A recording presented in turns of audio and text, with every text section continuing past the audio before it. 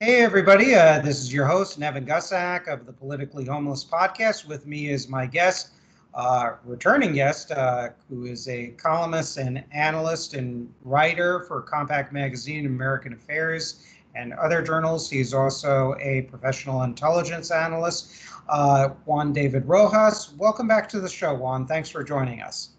Thanks for having me back on, Evan.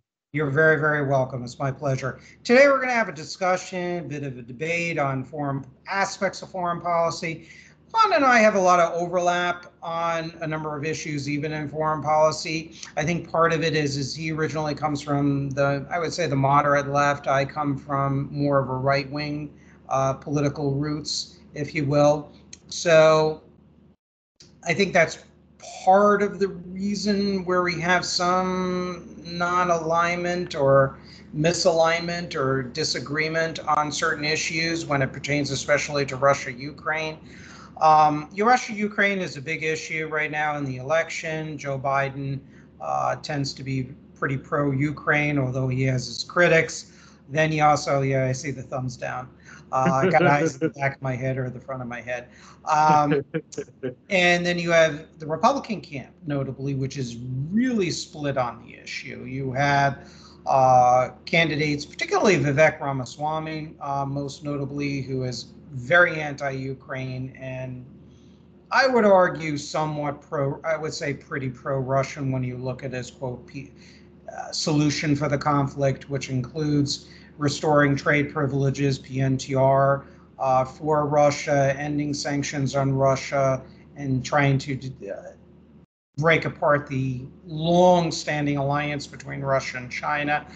Um, Yeah, it's a and bit naive, but yeah, and that's why I don't think when it comes to the people who are more critical of Ukraine, you know, part of the problem with this debate is you're not blatantly, it's like you're not, I hate Ukraine, it's this neo-Nazi horrible state that Russia was forced into the arms of China. I think where you and I disagree is the level of quote negotiating and talking with our geopolitical adversaries. So I think that's where we're probably going to have some, disagreement on that. we But also have disagreements on have differences regarding like sanctions policy and the utility of sanctions. mhm, But we mhm. can get into that.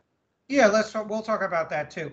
So, the Republican camp is very divided on this. You have Nikki Haley and Chris Christie, for example, that are let's provide all the massive support to Ukraine and let's at least be on the surface hostile to Russia. Now, of course, I don't trust them because they're the playthings of their wealthy donors who love trade with Russia and China and all of America's hostile powers historically. And then you have others like Vivek Ramaswamy, to a lesser degree on a vaguer level, Governor Ron DeSantis, who are more Yeah, he has to be ambiguous to keep the donors happy. exactly. So take it away, Juan. What is your exact position and rationale for dealing with Russia, Ukraine? Because I know you're not rooting for Putin. So Yeah, no, what's no. so Yeah, okay. what's your take? Yeah, first things first. I have zero sympathies for Vladimir Putin's Russia. Russia's goals, I consider them to be our enemy. They are not our friend. We need to compete with them. We need to keep an eye on them. We need to confront them in certain cases.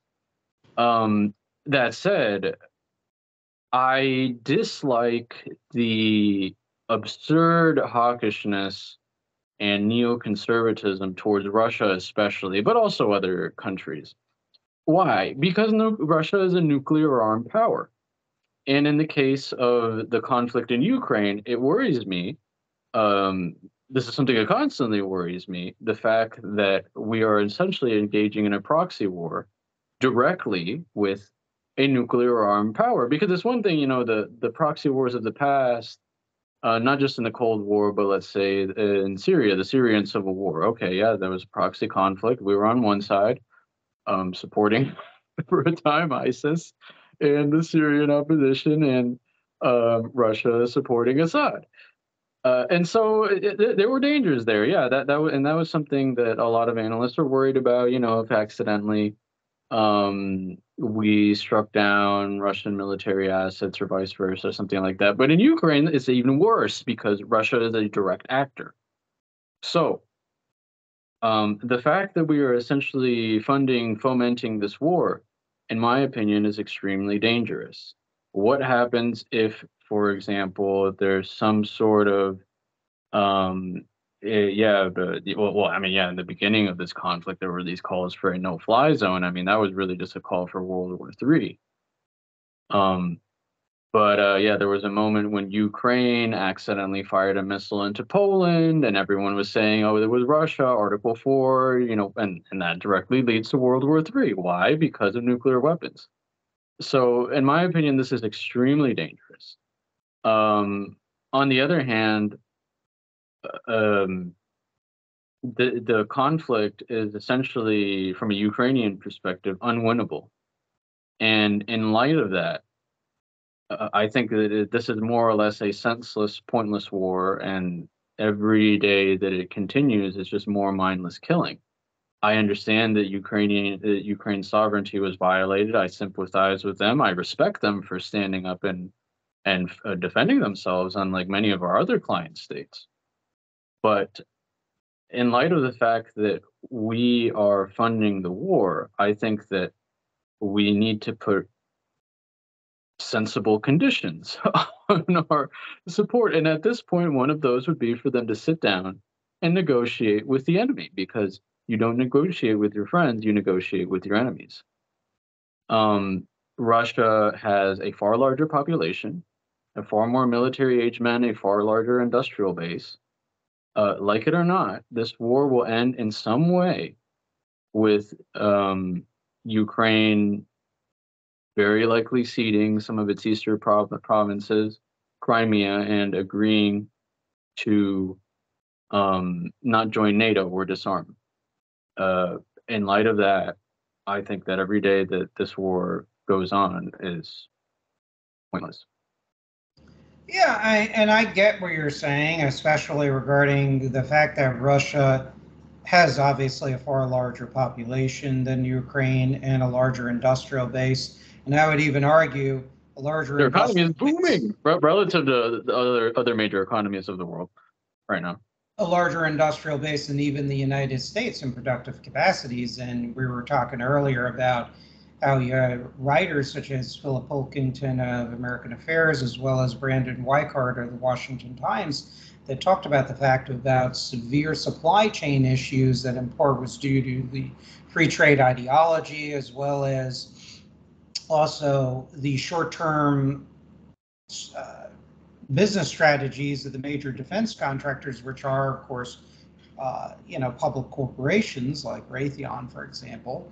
And they really have shot themselves in the foot when it comes to the long-term maintenance of our defense industrial base. And that includes not only weapons production, but also the parts necessary like microelectronics, steel, et cetera, which we don't produce enough. So I see where you're coming from, and it's through those angles that you and I have talked, as well as also sources that I've cited, which made me think that the Ukraine-Russia conflict is a larger picture. Now, I sympathize with Ukrainian sovereignty like you have.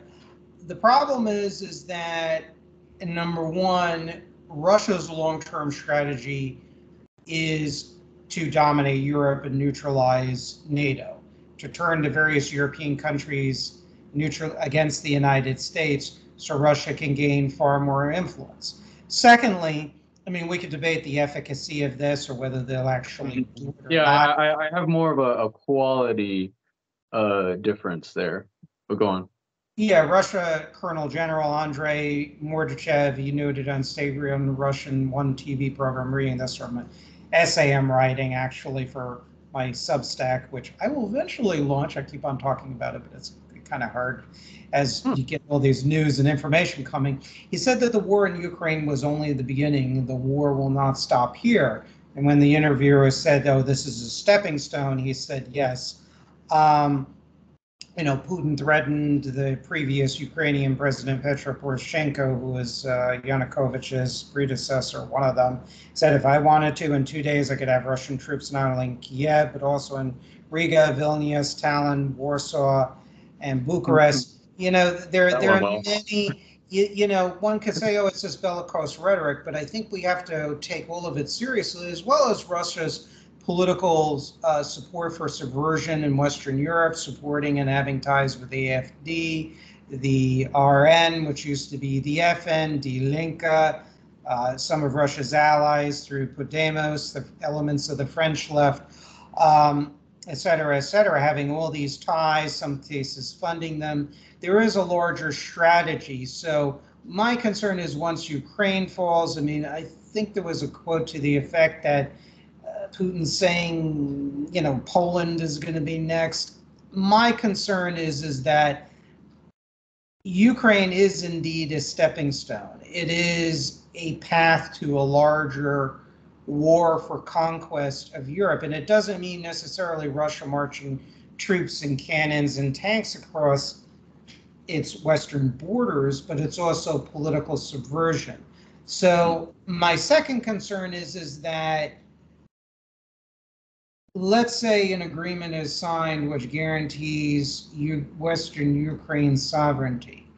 Russia, not only during the Soviet era, of course, of which Putin views himself to a degree as a successor in Soviet political culture, because he was a part of that system, an enthusiastic participant in that system, Putin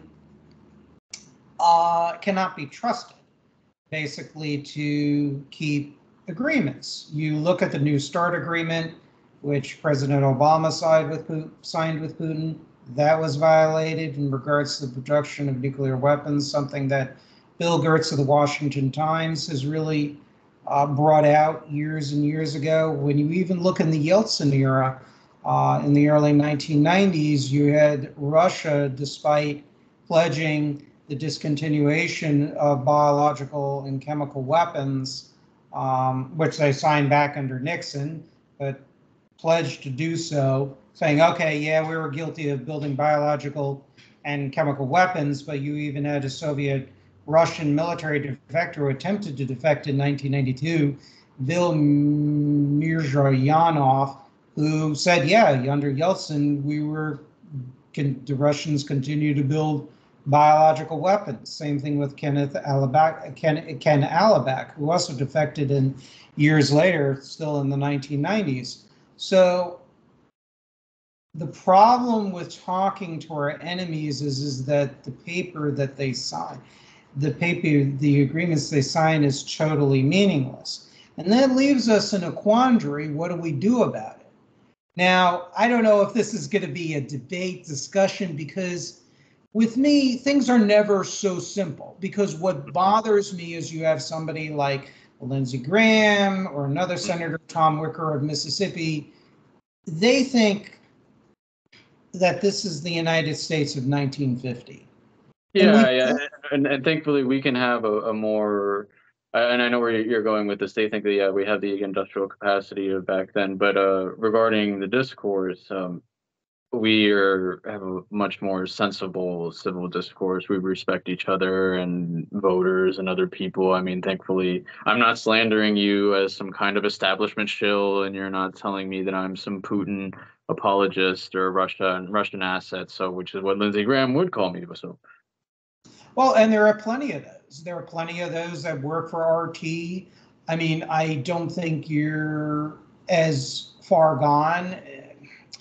That's a terrible term, but I think you have a more, at least on the surface, a balanced understanding of Russia and the situation with Ukraine. You differentiate yourself from Ramaswamy. What you don't view Ukraine as. I'll say something there on that. And Ramaswamy is more of sounds like an asset for Russia, and I'm sure. I wouldn't go that far, but and he is just so slippery and kind of detestable. Even though, the candidates, he's the one I'd agree with the most on foreign policy. But yeah, his notion that we can cleave Russia away from China is absurd. I actually ascribed to that view before the war. I think that there's a universe where that could have been possible, and I think it could have been useful as well. But that is completely foregone. That is not realistic, Why and do is not in our you interest at this point either. But why do you related believe to it's that, no longer feasible? What evidence changed your mind about that? well, I'm I kind mean, we of put them generally off. curious. I know it's Mm, supposed to be a debate, but I'm curious with your opinions, and I got to give you the courtesy Oh, of sure. I mean, just realistically, we cut them off from the global financial system. They have so much more trade now with China. China has provided them so much sort of support, military and otherwise. I mean, to think that, yeah, we can realistically um, split the two countries I mean, it's not viable. And maybe it wasn't viable before, but this kind of goes back to your point that, Putin and Russia cannot be trusted. I'm going to say something you're not going to like, Nevin, but from their perspective, we can't be trusted, and with good oh, reason. ding, We have ding, violated ding, lots of ding. our own commitments as well. We say that we won't invade countries, and then we do. And this is just such a great talking point that we talk about Ukrainian sovereignty, or whenever North Korea is firing missiles, they say, "Oh, you guys are evil, and you better not do that." Well, what do they say? It's like, okay, you guys invaded Iraq and said you wouldn't, toppled Saddam, and and caused all this conflict. Now, why do you think you would? Why, for what reason do you think we wouldn't suspect that you want to do the same thing to us? So it's not that I trust Putin. I trust, um, I trust our enemies in different states in the global system to do what is in their best interest. And I mean, rational choice theory has problems. Not everyone acts rationally, neither here in the United States nor in Russia or in China. From a lot of, well, I mean, I'd say honestly, despite the fact that Russia right now is doing comparatively well relative to the rest of the world, other major economies, I'd say that um, the invasion of Ukraine was not a rational action. But so, with all that said, I think that if we, negotiate with one of our enemies, let's say it's not even Russia, and we come to an agreement where both parties stand to benefit, it's not unreasonable to me that both sides will respect such an agreement to a degree. And yeah, you mentioned, arms control and all that. Russia has repeatedly violated that, but they did respect it for a time. It does depend on the leaders um, in question.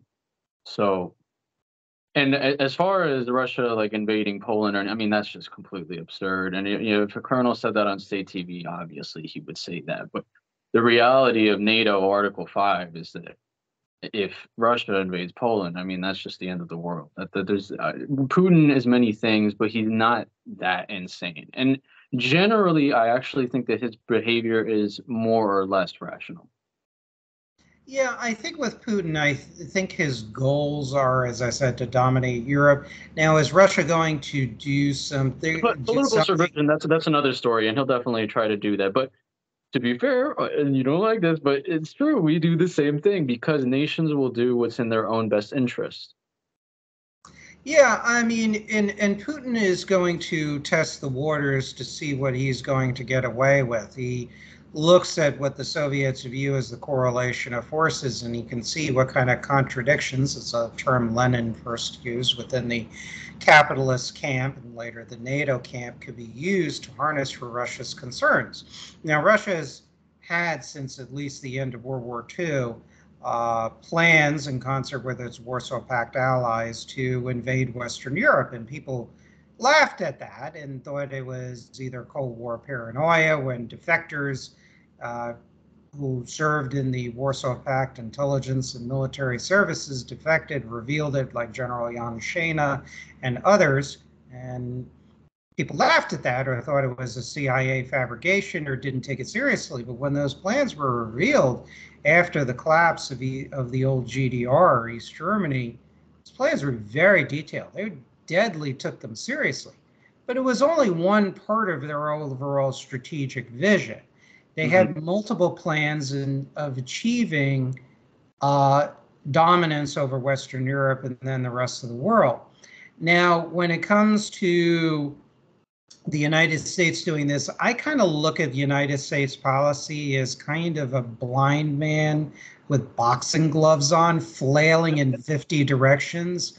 That's true, but I'll We have right here. so many contradictions. We do not govern in what I feel is our national interests. So on the one, Yeah, that's true, but on this in the same vein, we also have had plans on the books to do any number of things during the Cold War to invade Russia if they invaded us. Plans to invade Iran. You know, they were talking about all these war games when after October 7th, it's like, oh, what we, you know, maybe we should invade Iran, and all of these plans as contingencies necessarily will be on the books. That's sensible. To me, the existence of plans, however detailed they might be, does not necessarily mean that an intention to follow through with them. Well, depending on circumstances. Well, two things. When it comes to the plans to attack Russia during the Cold War, that might have been true through from what I understand from the research that I've done, that was mostly atomic strikes on Russia during Truman and I think the beginning of Eisenhower, but those plans were pretty much scrapped and non-existent once we started to sign on to the test ban treaties and especially the SALT agreements. And we pared down our strategic nuclear arsenal. We basically forbade ourselves. We allowed the Russians to accumulate way more under the ABM treaty, and only belatedly giving credit to George W. Bush, there was a limited number of anti-ballistic missile interceptor aircraft that were put in, but far few to contend with a Russian or Chinese missile attack. So really and truly, and if we did have a plan to occupy Russia, which I haven't seen evidence of, and even if there was evidence of that, that would be patently ridiculous given history, because we've seen what Napoleon and the Axis powers did, what happened to Napoleon of France and Adolf Hitler and the other Axis powers during World War II. The plans didn't succeed for a variety of reasons against Russia. Now, if the Americans would attack Russia, well, I'd rather take my chances with the Americans than the Russians occupying me, because there's no mirror imaging with that. There are two different forms of governance. And look, on this program and on Twitter, I know you follow my Twitter, I am very, very critical of the political and economic establishment in the United States, to the point where, I don't know if you saw my latest feeds, a well-known libertarian, Austin Peterson, kind of attacked me along with others. You know, they actually call me a socialist, which is silly. Yeah, sure, I'm sure. But nevertheless, you know, I also take the view that that the Russians are not the same as the United States, which I know you'll agree with me on that. So again, I look at the United States, and you bring up good points about these various preemptive invasions. Whether I sympathize with Saddam or you sympathize with Saddam, which we both don't do, is immaterial. That's one side of the equation. Iraqi policy is a perfect example. Even though Iraq was in the Soviet camp during part of the Cold War, the United States and Western European countries and Japan traded like crazy, building up Saddam's military potential, knowing full well the technology could have been, and in some cases was, diverted to the Soviets. Then Saddam invaded Kuwait. Then all hell broke loose. That put our relationship with Iraq in the crapper. Then under Bush, towards the end of Bush's presidency, we allowed Iraq to trade through Jordan on a limited basis. Then we had oil for food, which then the American oil companies, our dear friends Ingersoll Rand and Halliburton and others, started to trade with Iraq's state-owned oil industry, helping to keep Saddam's regime afloat. Then we invaded in a coalition Iraq, throwing Saddam out of power, which you might be surprised to learn that I actually oppose. I mean, I'm of the view Saddam was a regional threat. He was building up his military potential, but we have to also, it's a word of caution of, quote, democracy building too, as well. There are countries that maybe are not fully ready for that. They're also surrounded by hostile powers like Iran, which quickly filled the vacuum by the time people. Yeah, Iran. Yeah, I mean, Iraq is basically an Iranian client state at this point. Yeah, so you know, so things are more complicated, and the history I gave of Iraq is a perfect example. We engage, we invade, we engage, we invade, we see. Look at Venezuela, which is, your lodestar, because those of you who don't know about Juan's biography, one of Juan's specialty is Latin America. And that's something I've read about. And there are things Juan have told me that I did not know, so I'm always learning. But Venezuela is a perfect example. On the one hand, you had under Clinton and Bush and Obama and part of Trump's administration, we were importing Venezuelan oil to the point where they were making massive amounts of hard currency because Venezuela's oil industry, in partnership with major multinationals, was state-owned. That's PDVSA. On the other hand, various American government quote nonprofits like the National Endowment for the Democracy were supporting the Venezuelan opposition to as well in varying periods as well. So we even there's like supported this disconnect. This is not to say that we orchestrated, but we did support the coup against Chavez in 2002. So there's this disconnect, which actually led to him consolidating power. And anyway. So what I'm saying is there's this disconnect. The same with Russia. I'm sure the CIA, certainly the CIA, maintained sources within Russia. I mean, we can debate how effective they were because the CIA has not always had the best scorecard when it comes to trying to cultivate legitimate sources in Russia, because the Russian special services, the FSB and the SVR and their predecessors of the KGB and GRU were highly effective. Mm-hmm. But we were providing all manner of support to Russia, like IMF loans, which got diverted to SVR American agents like Aldrich Ames. You had IMF loans also being diverted to various Russian intelligence front companies throughout Western Europe, including ones that used to serve the old Soviet KGB. When you look at funds for Russia, American funds and technical assistance that was used to denuclearize Russia's arsenal and destroy supposedly their WMDs, well, those were just diverted to modernize Russia's weapons. And it would be so easy for me to say, well, let's just nuke them or have one big no-fly zone or send American troops into Ukraine.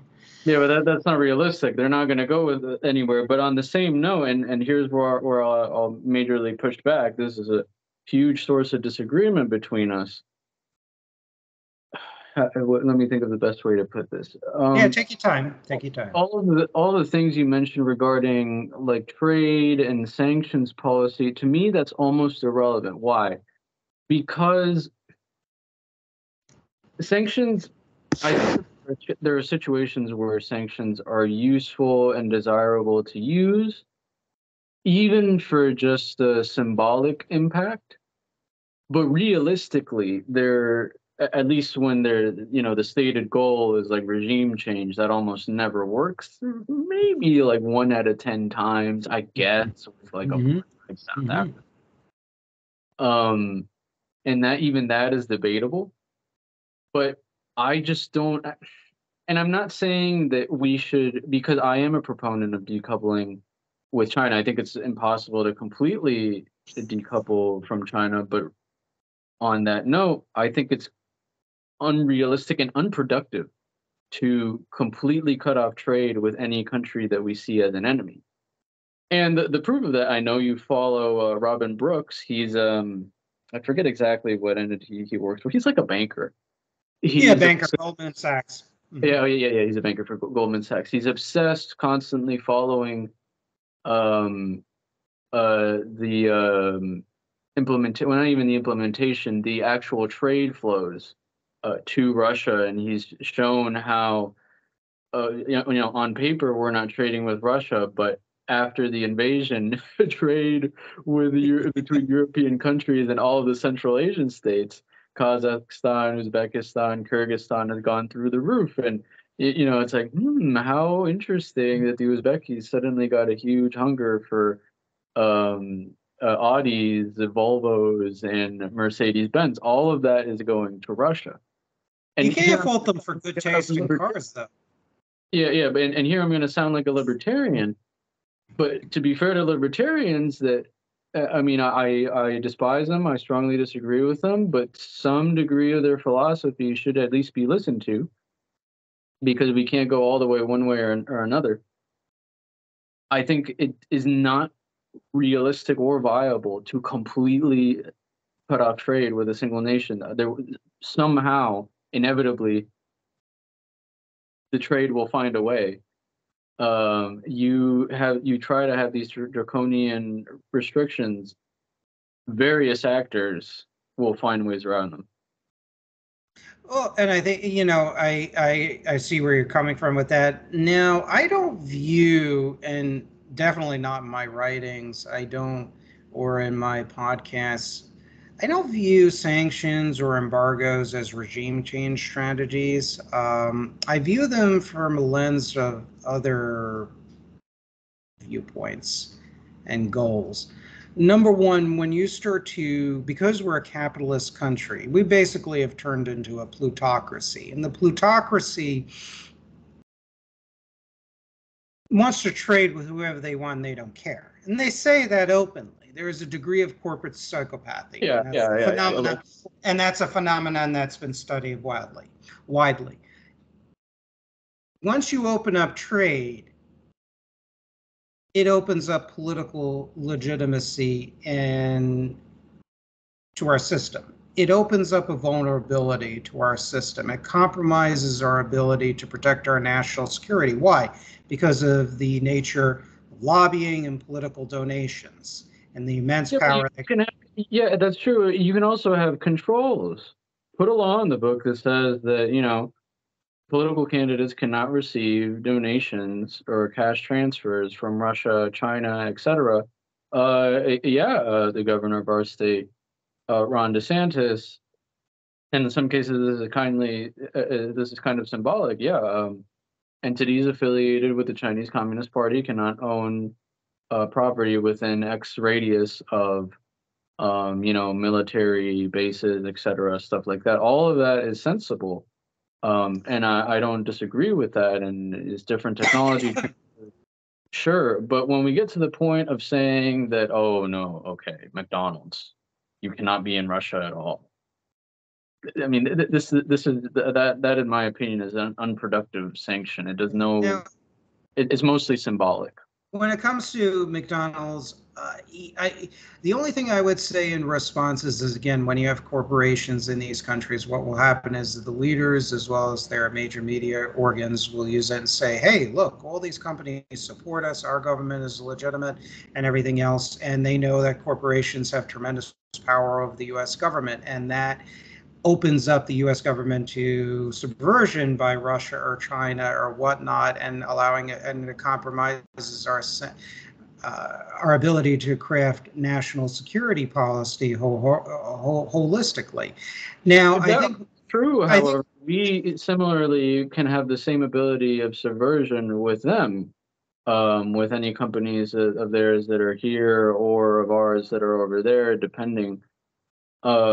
And the topic of legitimacy, I mean, the reality is whether we like it or not, Putin, for instance, has like an 80-70% approval rating. Anytime we try to, whether it's the war, sanctions, Crimea in 2014, anything, all that does is boost his approval rating. It works wonders. Same thing in Cuba and Venezuela. You can look at these charts, and anytime a new sanction is implemented, the approval rating of these leaders shoots up.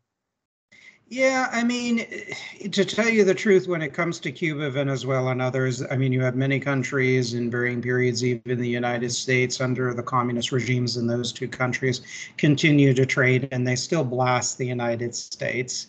Hmm. Nevertheless, as one FSB officer, Konstantin Przybylski, I'm sorry, guys, if I'm butchering his name, he had defected to the United States. And he talks about how they love our dollars, but they hate our values and our system of government and whatnot. They view us as an enemy, and they're very coldly pragmatic. And one of the things I virulently disagree with the libertarians and a lot of the free market so-called conservatives is this view that trade will democratize these countries and democratize our enemies, make them less hostile. I mean, I have in my book, Sowing the Seeds of Destruction, Useful Idiots on the Right, I recycle all of these quotes from people like Congressman turned Senator Pat Toomey. He used to be one of the founders of the Club for Growth and is a big Wall Street J.P. investing Vance guy. calls it Club for Chinese Growth. Yeah, exactly. He talked about that how approving PNTR for China would democratize China and improve our national security. And it really does, it really hasn't worked out that way. It's one of the things that really turned me against libertarianism is actually their views on trade policies with America's enemies. I mean, we traded, to take another example, with Lenin's Russia under NEP. That didn't make Russia any less of an enemy. We did so with Stalin during his first 5-year plan. That Yeah, didn't. I'm not saying that it will turn these countries into democracies or necessarily that it will give us enormous amounts of leverage. It can sometimes, it depends. But my broader point, and I largely agree with you. I disagree immensely, with shipping jobs overseas, especially to China.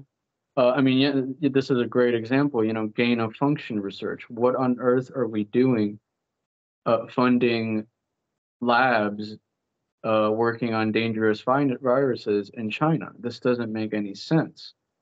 But the solution for me is very simple.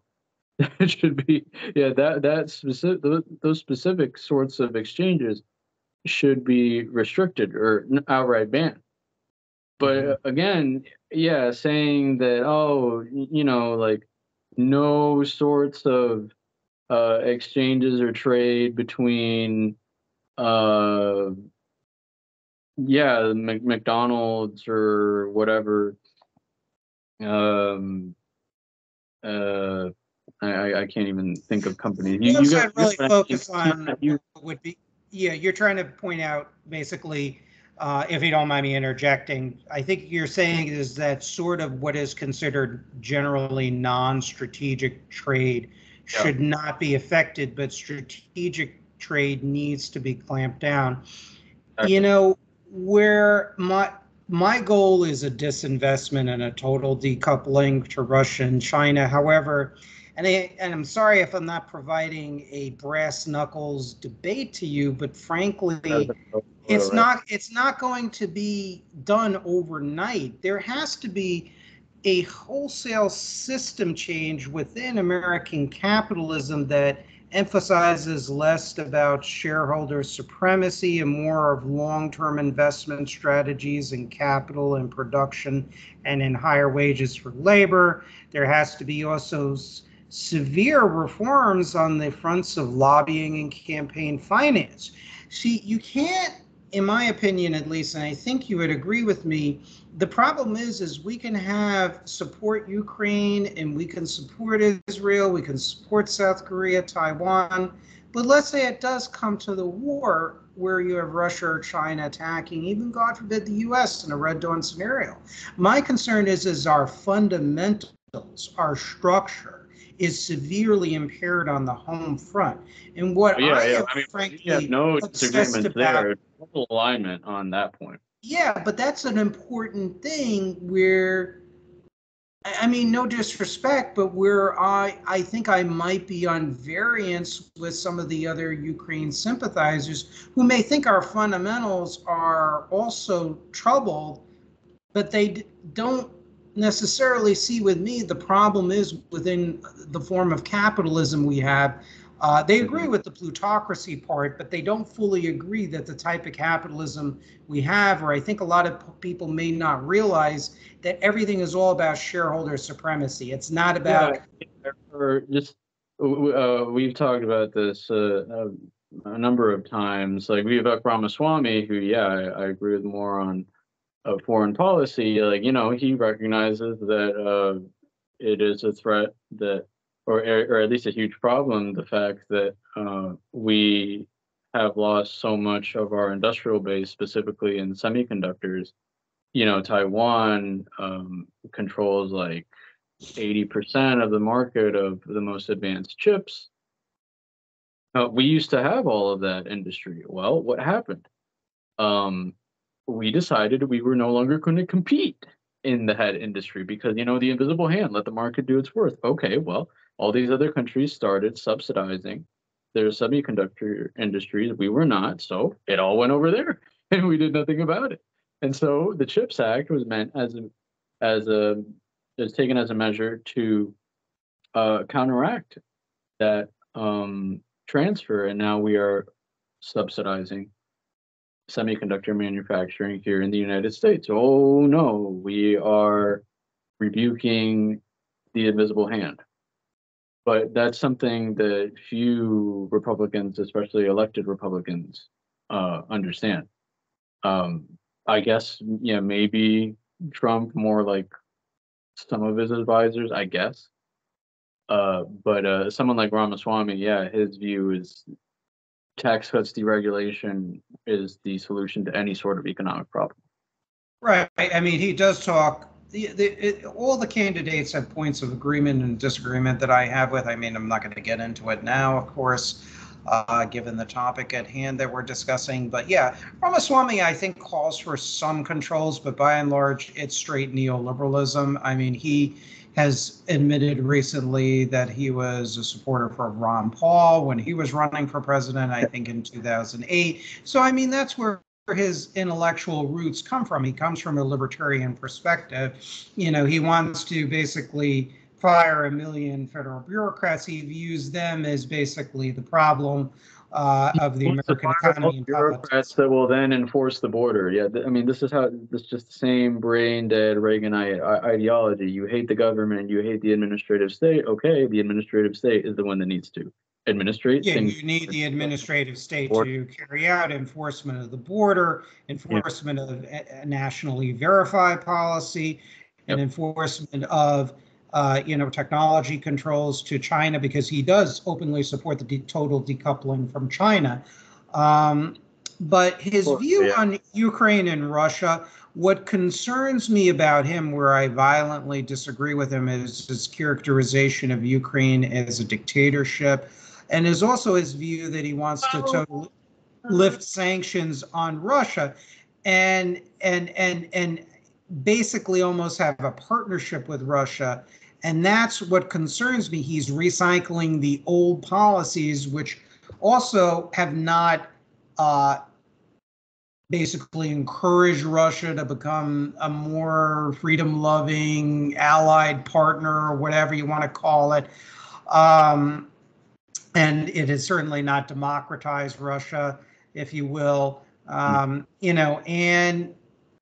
Trade with Russia obviously emboldened Russian power, whether during the Tsarist era, the Soviet era, the sort of Yeltsin and Putin eras, where you had a controlled privatization by the Soviet Communist Party, that basically they still preserve their core of their power without really shedding their view of America as a hated rival and enemy. And despite American aid, trade, and technology transfers.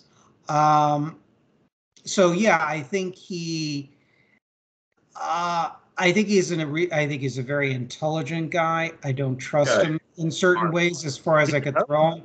I would. Great public speaker. Yeah, I don't view him as naive necessarily. So I have a lot of concerns about him. I think he's terrible on Russia. I think you, in contrast, have a more reasonable position, even though you're mildly anti-war. You have no illusions about Russia. And maybe this is why we're not having as fierce of a debate. I mean, I also like you personally. We like each other, respect each other, but you're not like, I think the debate would be more sharper toned if you were Vivek Ramaswamy. I'd still be Yeah, of respectful. course. I mean, but he's also just your classic politician that can never like give in to any degree with any of the points of his opponents, really. Yeah. But I guess this is another important point that listeners should know about me. It's it's funny because I would say that I generally have anti-war views, but I'm not a pacifist. I think that military action is justified and necessary during specific points, and not not even to use the case of World War II. I mean, um, yeah, there are various. I mean, I don't even, in principle, yeah, disagree with you know, Israel taking military action after October 7th. What is it that I have a problem with? I have a problem with what I view as mindless, senseless wars with no concrete objectives and horrible, horrible consequences. So, I mean, you were talking before about, yeah, Saddam and the first Gulf War. Honestly, my view is that essentially every war since the Korean War by the United States has been completely useless. What did we gain from the first Gulf War? Why did we intervene? I genuinely don't know, because they invaded Kuwait. Okay, we can't be going in and intervening anytime X country invades another one. That's not our problem. Why was it that? And honestly, I should look in more into this. I guess the stereotypical answer would be oil, but I mean, yeah, I'm even. I think I even would have been sympathetic at the time, in the beginning of the Vietnam War. Had I been alive, then I think I would have been a fairly strong anti-communist hawk. But the problem is, I mean, this is when after a certain point, you realize that these conflicts are not winnable, yeah, have no concrete objectives, are coming at an immense financial military cost in terms of lives to us. It just doesn't make sense. What did we gain from invading Iraq the second time? Or yeah, the second Gulf War? Nothing. We actually made things way worse. It's funny because I grew up, during the Iraq War and was broadly sympathetic to that anti-war position. But I, like many others, and this really was a turning point for me on foreign policy in the early 2010s. I felt for it. I fell for the rhetoric of Obama and the media that, oh, these horrible dictators, Gaddafi and Assad, we need to go in. They're killing their people. Yeah, this is terrible. And yeah, and that's why I sympathize. Oh my God, yeah, look at what they're doing, and all these people demonstrating in favor of democracy and their freedom, rising up against this dictator. Yeah, we should definitely help them. Okay, yeah, airstrikes, take down Gaddafi. Okay, well, what happened? Things are way worse. Libya was one of the richest and most stable countries on the African continent, and now it is a failed state ruled by a bunch of different warlords, dominated by human trafficking gangs from which millions of migrants now go to Europe. Same thing in Iraq and Afghanistan.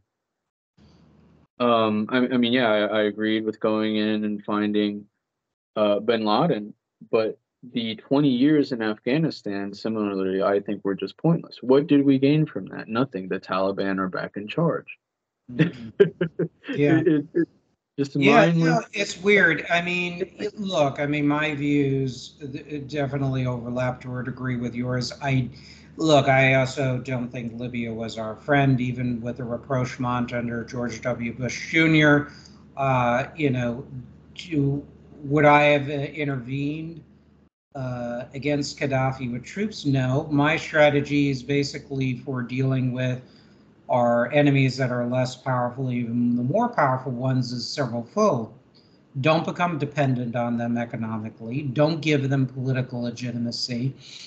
Support legitimate dissident movements. Because just because you're fighting against Gaddafi or I agree Chavez or with that. Maduro or Putin or Xi or whomever, you have to take a look, because there are many, in the case of Libya, there are many, many exile groups, several exile groups and personalities that have fought Gaddafi since the 1970s. They come in different stripes and flavors. The type of dissidents and political groups in exile that I would support in the United States are not ones that are authoritarian necessarily, if I could help it. Not ones that are neoliberal market fundamentalists either. And I would support, and certainly ones that are not neo-fascist or rival communists or anything like that, or rival authoritarians. What I would support are, I would basically seek to support movements that adhere to the American school political economy, essentially.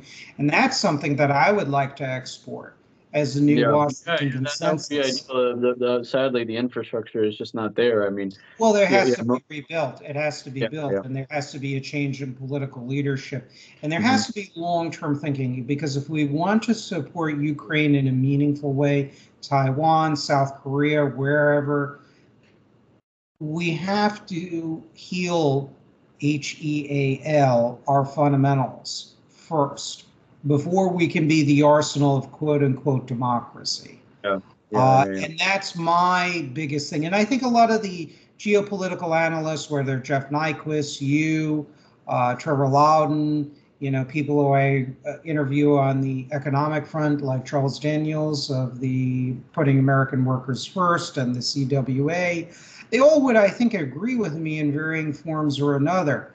Um, yes, you and I could have a back and forth in Ukraine. We had some agreement and disagreement. It's a really nuanced commentary. If you, Juan, were expecting just, oh, I support Ukraine, and that's it. It's just, anybody who has read my writings or listened to my commentary, it's never that simple. It's a black and white issue, but there's also a lot of background noise too as well that has to be addressed in order to have a complete picture for me expounding my policy choices.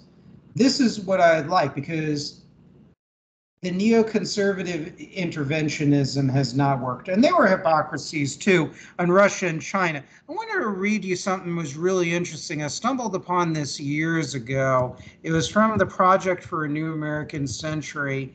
And it really just shows the stupidity and the hubris of elements of the neoconservative movement. And by the way, a lot of your neoconservative policies, like senators and politicians like Senator Lindsey Graham, had no problem giving Russia PNTR.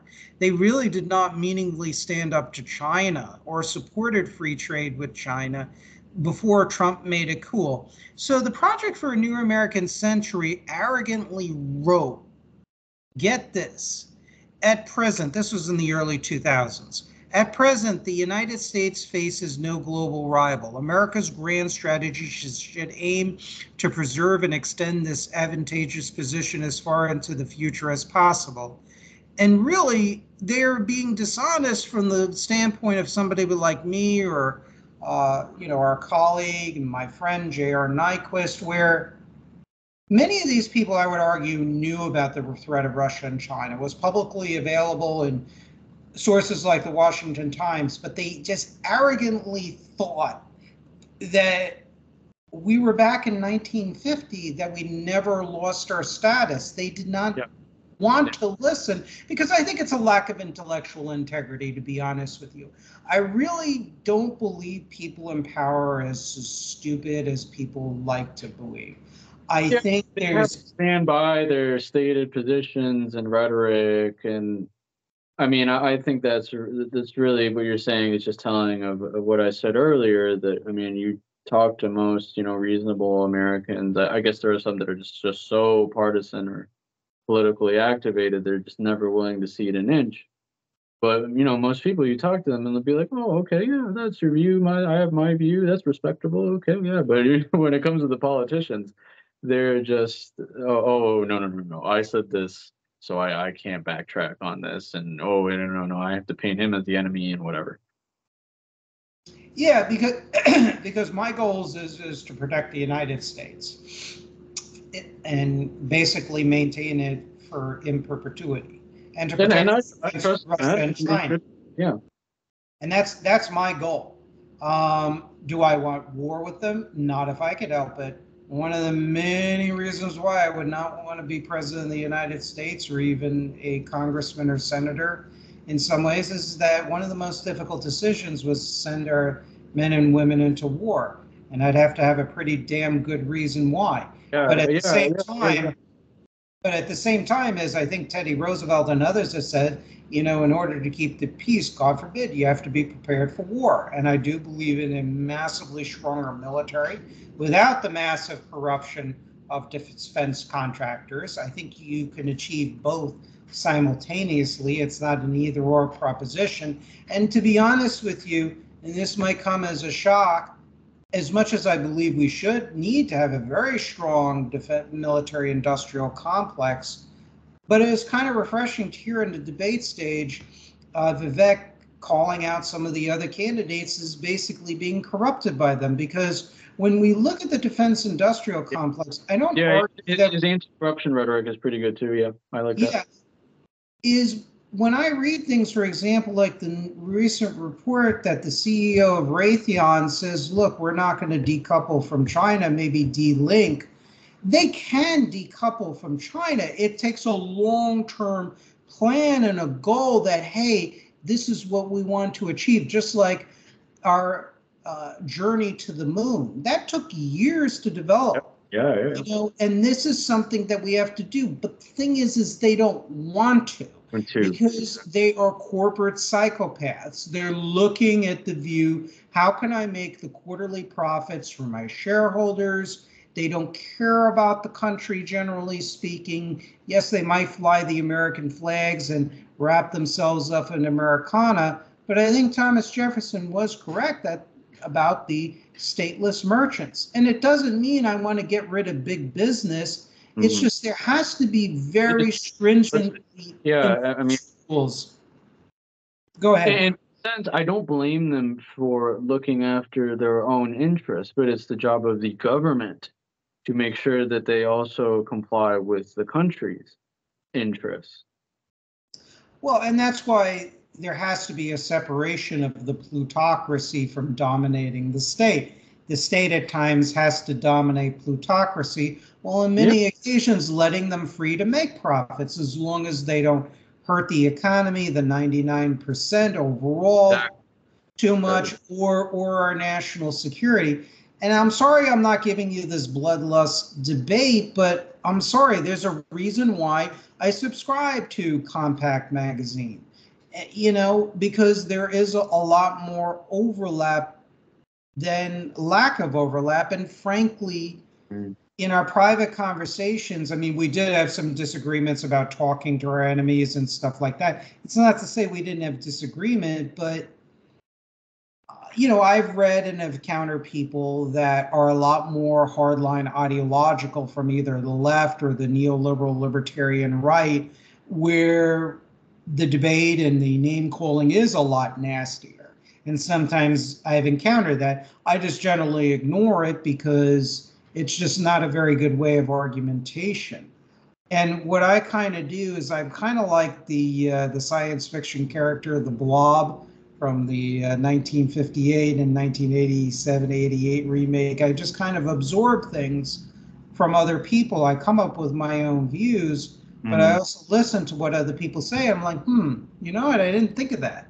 It's a very interesting point. And any reasonable person should do. Yeah. So, I mean, what else do you disagree with me other than certain things regarding trade, which we talked about, Russia, Ukraine. I don't think Russia would keep the agreement. We kind of addressed that. I mean, again, I'm sorry this is not exciting, but no, that's okay. And yeah, I prefer these sorts of discussions, actually. I mean, I always believe in respect and respectful conversations. I'm trying to think, yeah, what else we disagree. Oh, yeah, I mean, I don't think that Russia will try to take over the rest of Europe, and I don't blame them for trying to support leaders that they view as being more in their best interests. I mean, I think Putin recently made a comment alluding to the fact that he would prefer Trump to come back to power. Does that mean I think that Russia bought him? No, but yeah, I mean, I think that I've said this many times. We need to have a realistic grasp of our enemies, and I despise this sort of ridiculous sensationalism that you see in the media and also online. That China, Russia, they're about to collapse any day now, or alternatively, oh my God, they're so powerful, they're going to take over everything. No, look at our enemies as they are. Look at the world as it actually is, and I think this would be a good way to wrap up as well. My view, my best case scenario for Ukraine would be for them to yeah, to negotiate with Putin, come to a ceasefire. I mean, it's not that this is what I want per se. I just think it's what's the least bad option, I guess. Yeah, they um give up Crimea, probably some of the eastern provinces. If they can somehow work that out to keep some of them, that's excellent. I don't think so. And yeah, probably that they commit to not joining NATO. I think someone, Seymour Hersh, said that some sort of leaked something from the negotiation said, hey, this is probably fake.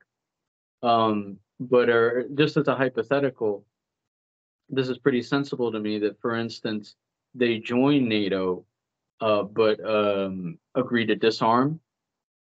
That Russia might agree to that. That actually I think would be great because that would prevent any sort of future incursion, which I know is a huge fear of yours. That could happen in the future. We talked before. You'd said that if such an agreement was ever struck, we can't trust Putin to honor his word. He could then invade again the Ukraine a few years from now. That's certainly possible, and yeah, I would support sending more weapons to Ukraine, or alternatively, yeah, if such an agreement could be struck where they're disarmed but part of NATO, I think that would definitely work out. And this might surprise listeners. I actually, I think that the fundamental problem that precipitated a lot of this war was not actually per se NATO expansion. I think that's a part of it.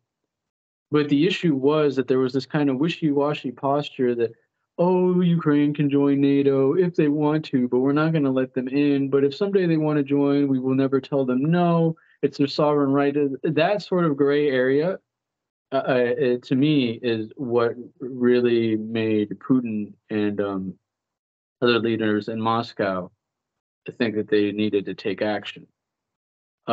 If they had actually joined NATO 10 years ago, this never would have happened because of Article 5.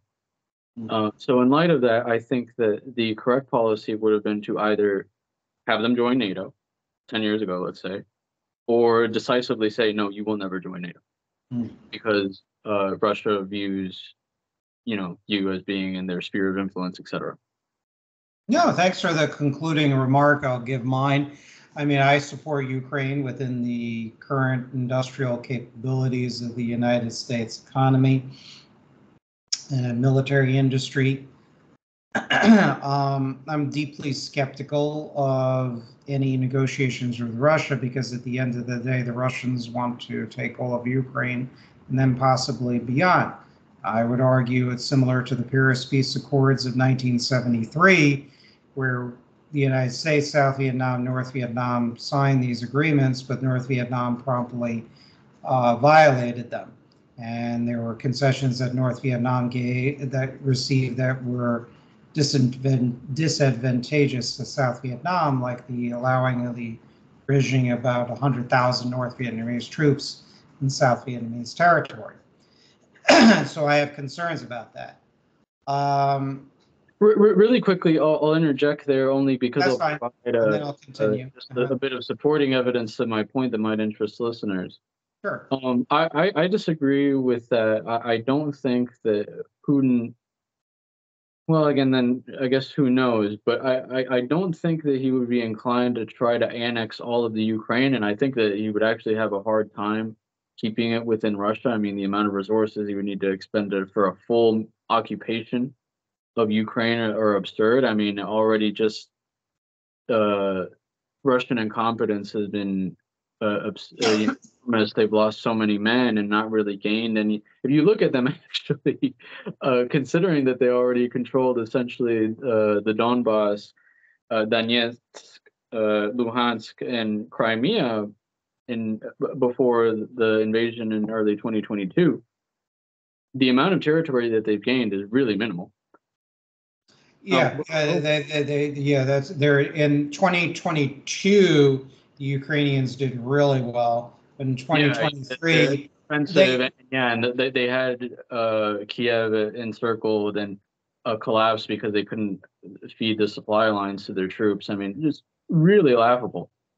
The other thing is not to underestimate our enemy, but yeah, exactly. Also the precedent of Putin's past behavior is that he's generally not inclined towards these sorts of long drawn out conflicts and taking over entire countries.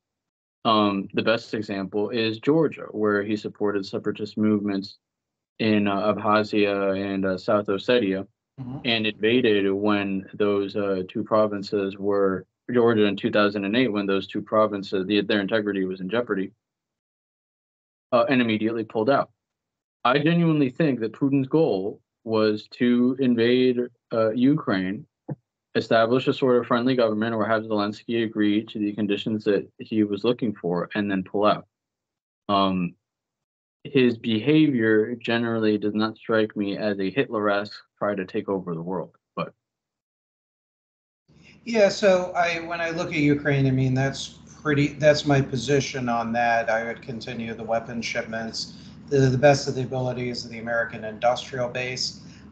When it comes to your proposal of Ukraine joining NATO and being disarmed, I think an ideal situation for Ukraine, whether it's just Western Ukraine or the entire republic being restored, I would like to see an independent Ukrainian arms industry, steel industry, energy industry, whatnot, so they're not dependent on the United States, frankly.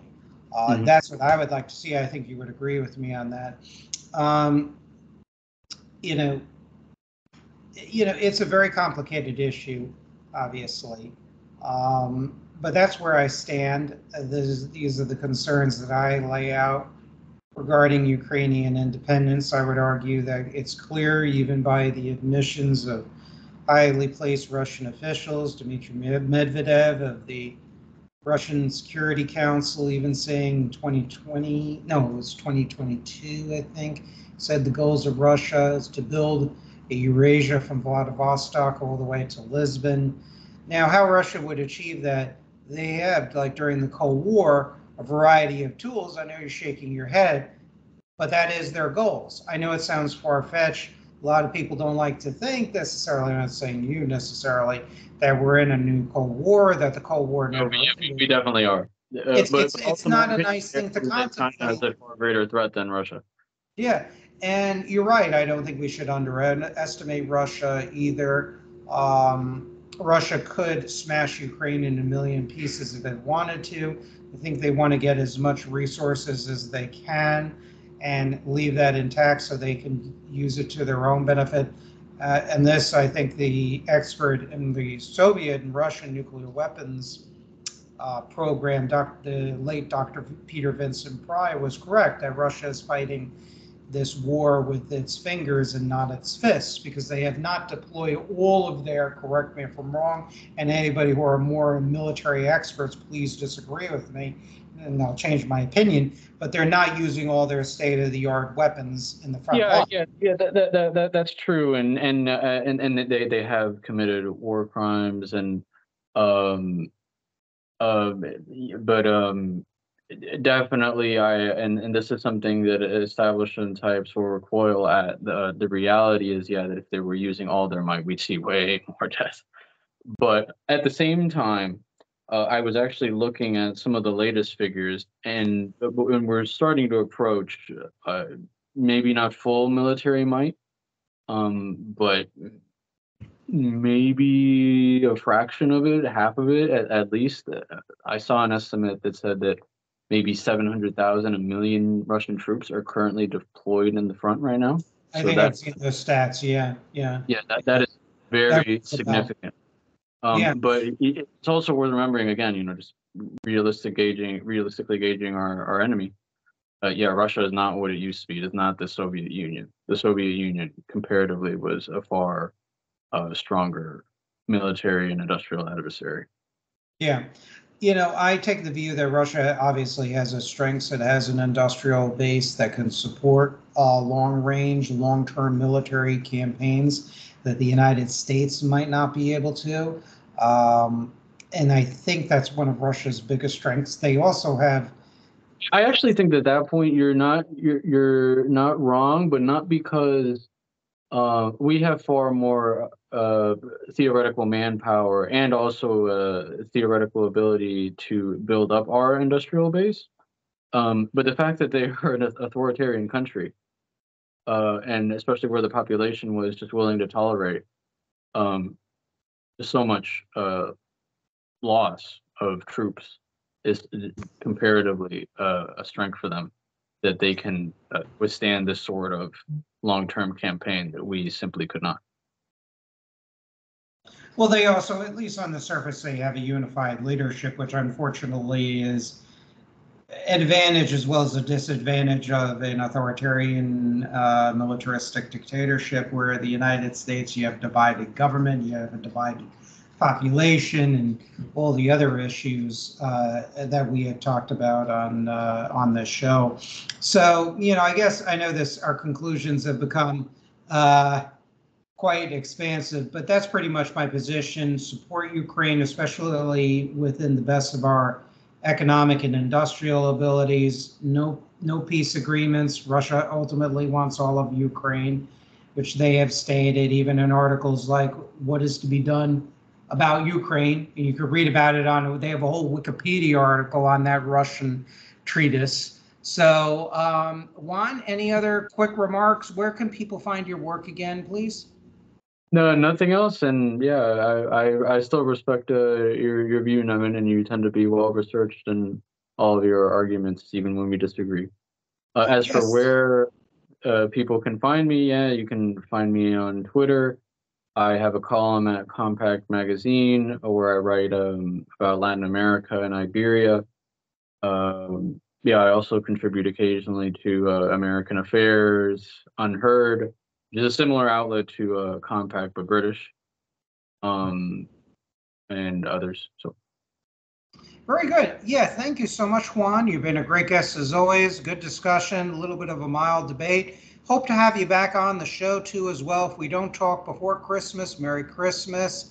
Hope 2024, I hope, is going to be a great new year for all of us. And it is my hope and prayer for everyone concerned. Thank you all. Amen. God bless. Have a great night. And most of all, be safe and be good to each other. Amen to that. Thank you.